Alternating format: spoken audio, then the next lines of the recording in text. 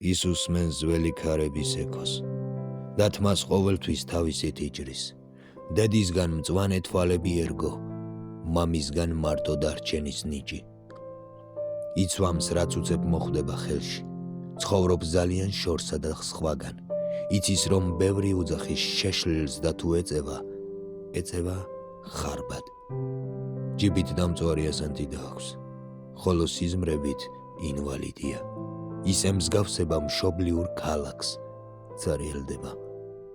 მისგან მიდიან. ის გადაღალეს ჰარაგირებმა, ის დაამსგავსეს ჰომო საპიენს.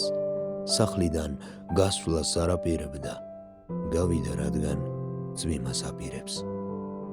როცა ხვდება რომ კედელი ყრუა, მიდის ფანჯრებთან, იხსენებს აწმყოს.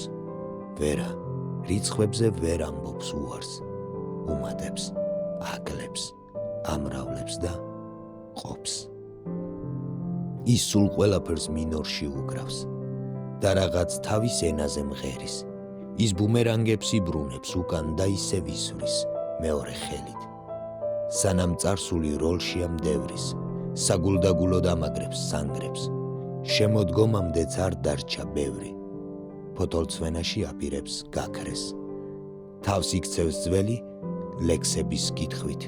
ბოლოს ლექსების დაწვითაც ზოგჯერ დღეში უამრავ მადლობას იხდის. უნდა რომ ღამითვე მორჩეს. თორემ თვალებით დატკებნა ჭერი, თორემ ხველებით დაშალა კიბე. აწი მდევრები ვერ დაიჭერენ, აწი ქარებზე სწრაფადაც ირბენს.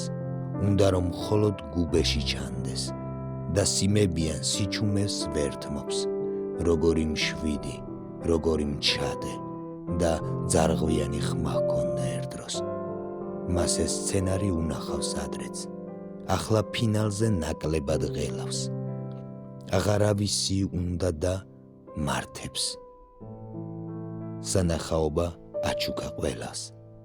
ტელეფონმა კი იცვალოს, რეგოს, გაუთავებლად, უდროოდ, მიჯრით.